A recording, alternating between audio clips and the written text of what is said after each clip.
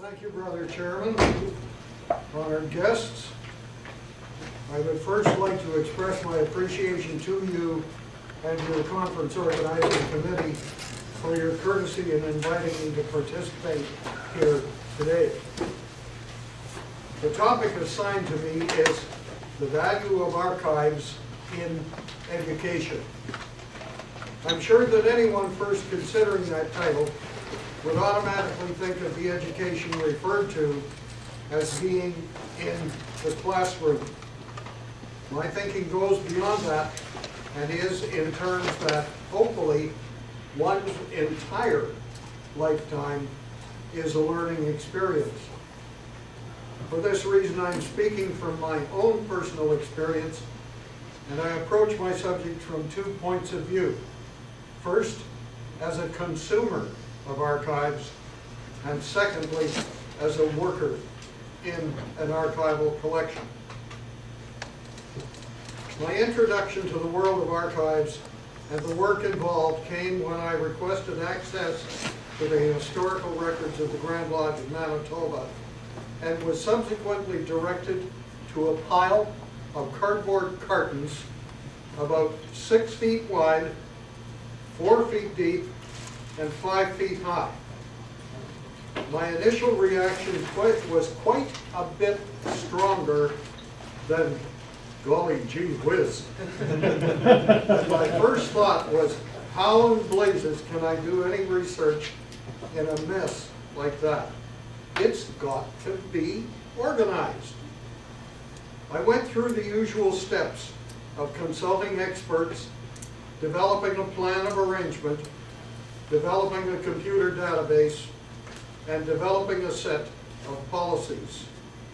That was over 20 years ago, and I'm still working on it and having the time of my life. I'll interject here by saying that just about 2 years ago, I attended the funeral for one of our members at a cemetery just west of the Perimeter Highway. Went into the reception room after the service was over and sat down at a table with 7 other members. Directly across the table from me was now most worshipful Brother Walter Milgren, who had been Grand Secretary of the Grand Lodge the year I started on this project. Wally greeted me with the statement, "Well, Al, I guess you've got those archives all cataloged, have you?" And I said, "Wally, I'm 79 years old, and I've got another 40 years work ahead of me." As I work along, I am constantly making discoveries and learning. I have had to delve into the structure of the Grand Lodge. I have had to develop some understanding of the development of the committee system, of the processes involved in the formation of a new lodge, of the development of the district system, and most importantly, of some of the unique features of this grand jurisdiction. Did you know, for example, that one of our rural lodges with a small membership financially financed and built a community hospital in the early 1890s, and that earlier still, a lodge under the authority of this jurisdiction was formed in no less a place than Tangier, Morocco. These are 2 stories in themselves.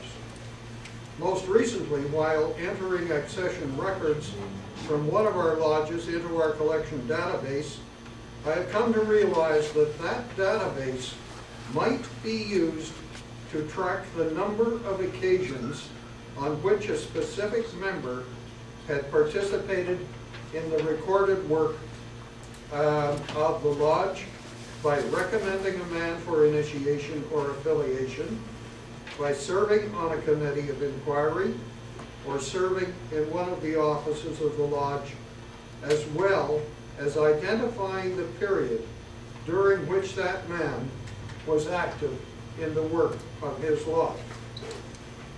The lodge on which I am currently working went into darkness in 1995.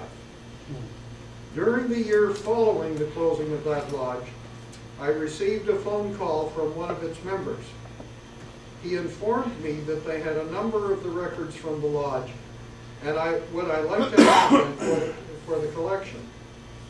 As the conversation progressed, I learned that they had, quote, virtually everything of the membership records since 1885, as well as other significant documents. As my work with this collection has moved forward, I have developed a greater appreciation of how important an archival collection can be to an organization and to those lucky members who both work in it and with it. Within this city, we have one of the major archival collections in the English-speaking world. Initially known as the Company of Gentlemen Adventurers Trading into Hudson's Bay, the Hudson's Bay Company was formed in 1670. This collection, which was moved to Winnipeg from London, England, a number of years ago, is virtually complete, except for a very limited number of documents. In 1980, I began work on a paper about the life of the first Freemason to be a permanent resident of the Red River settlement. That man arrived with the second group of settlers, and without going into detail, he lived an extraordinary life. While researching this project, I was allowed access to the Day Journal for York Factory. This journal covers the period roughly from 1811 to 1813. York Factory, by the way, is situated on the western shore of Hudson's Bay, and it is where the settlers landed when they arrived from Europe. As the work progressed, I became acutely aware of the harsh conditions which the pioneers of the period had to face, and how totally unprepared they must have been in terms of physical and psychological resources. The fort at York Factory was ill-constructed, built on swampy ground on the bank of the Hayes River, and was subject to flooding in the spring. Food was scarce, and at times the people had to rely on the natives for subsistence. Then, in addition to all that, the journey up to the Red River settlement was arduous. In total, my education about the hardships faced by the pioneers who initially opened up this part of North America was greatly enhanced through my use of that archival resource.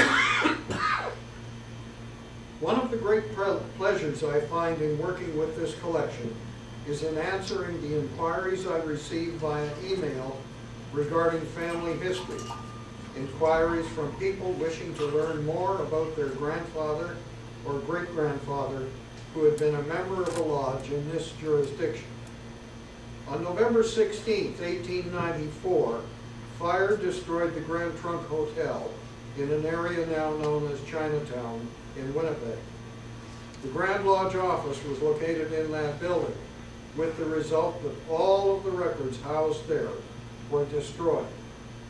Following the fire, the membership registers were reconstructed with the kind assistance of the Grand Lodge of Canada in Ontario.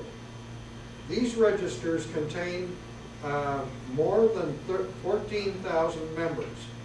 All of that data has now been committed to digital format, enabling relatively quick recovery of information on specific members.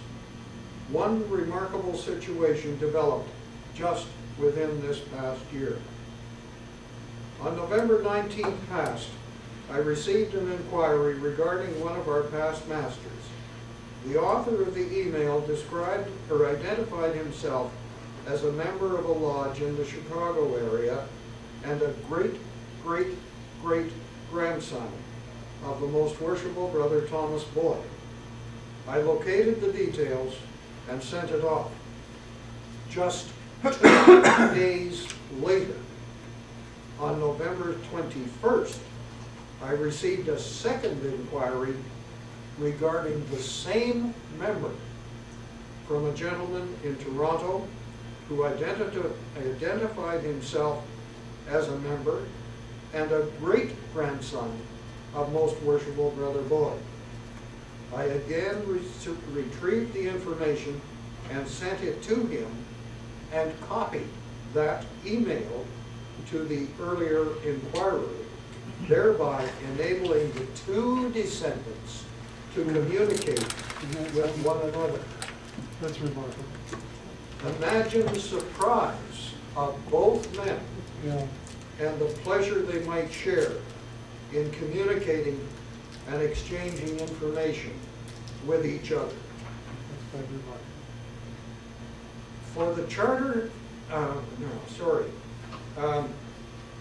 within the Grand Registers are recorded the surnames and given names of those who were members of this grand jurisdiction during the period from 1870 to 1911. Also included are the dates on which they joined or participated in the formation of the Manitoba Lodge or received their degrees. For charter and affiliated members, there is, in most cases, indication of the name, number, and jurisdiction of their mother lodge. The age and occupation of most members are two other components of the data. Now, one can arrange the various elements of this data in a circular format as follows. From, age, rural, Winnipeg, Saskatchewan, date, Alberta, other, urban, occupation, and to. And I have a handout that I'll pass out afterwards. You now have what might be described as an analysis circle or grid. On this grid, you now select any three elements of any given lodge or district or the jurisdiction of origin. You might even divide the period into decades and then look at the data for either your charter or affiliated members or both. For example, look at all of the members who came from England or another state or province. You might even divide the jurisdiction of origin into regions. What were their occupations? Where did they come from? Where did they go? Or what were their ages? Is there an element of a commonality?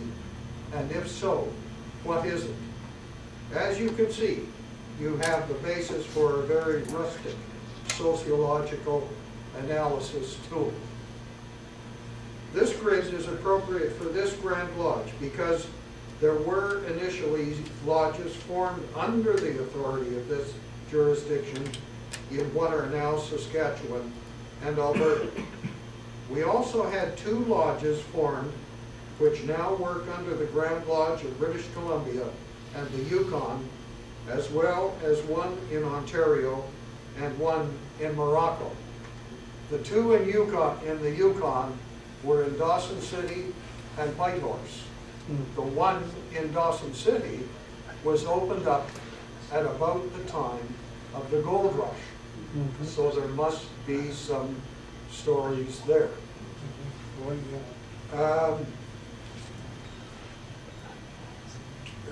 These membership registers might be described as a gold mine of information for anyone who might be prepared to do the grunt work of extracting the information that is contained therein. Once that information is refined, not only the refiner, but all those who read the results of his work will benefit, and you can paraphrase the word benefit with learn from his efforts and output. I am now going to suggest a theoretical equation as the basis for further consideration. That equation is new information equals learning. New information equals learning. Within our collection here, we hold documents which give evidence of the attempts to establish lodges, some of which did not progress to the stage of being instituted. In 1906, a lodge was formed in Wolseley, Saskatchewan, 6 years before the Grand Lodge of Saskatchewan was created. This lodge, numbered 75A in our catalog, showed promise, but many of the initial members soon turned their attention to its counterpart being formed in Sintaluta, a community just a few miles west along the highway, and Wolseley Lodge soon went into darkness. In 1911, an unsuccessful attempt was made to create a Winnipeg Lodge. This has been given catalog number 120A. This was followed in 1926 by Confederation Lodge, number 151A. In 1927, Bethany, 151B. Also in 1927, Unity, 151C. And in 1930, there was a second attempt to form a Bethany Lodge, number 153A. Within our collection, we have formation for other documents from all of these lodges. And I am quite confident that 99.99% of our members have no idea whatsoever of any of these attempts to form these lodges. You have just learned of them, but if their documents had not been found in our collection and reported here, you would have been none the wiser. In addition, I'm going to pass on one other thought. During Canada's centennial year in 1967, many communities across this broad land compiled community histories. Freemasonry, to my way of thinking, is more than men simply meeting in a lodge room 1 or 2 nights a month. It is men working in their various communities. Often one will find that members of the lodge are also leaders in their community, serving on council, school board, or in provincial or state politics, in business, provincial, and community affairs. By including community history along with lodge histories in our Grand Lodge archives, we will broaden and enhance the usefulness of our archives for any who wish to use our historical resources for research purposes.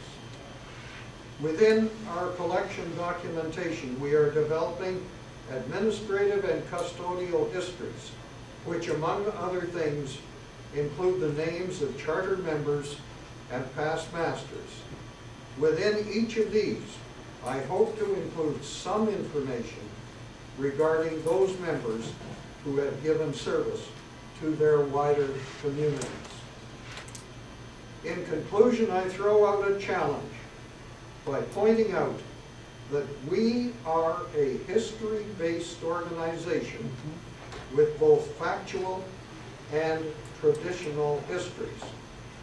It is therefore incumbent upon us, I believe, that our historical documents are an essential part of our heritage and must be preserved. It is also important that we encourage every one of our members to see our history in that light and to work towards its preservation. Much valuable material could be lost if we fail.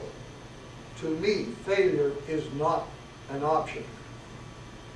I recently came into possession for the archives of a body of material which had been described by one of our members as trash.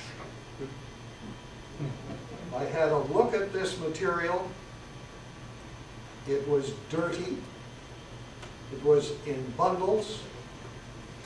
And it was kind of a disgusting looking mess. But I opened it enough to see that there were historical records included in it. And I turned it over to a lady who works for us as a professional conservator. There were membership documents, petitions, reports of committees of inquiry going back into the 1870s and 1880s. I received the second batch of documents from our conservator 2 days ago. And included in that body of material was a handwritten 25-page manuscript of the bylaws of the lodge with editing marks in it and dated 1888. If that isn't historically significant, I don't know what is. Again, I thank you for the opportunity to participate here today, and I wish you continued success in your work. Thank you very much.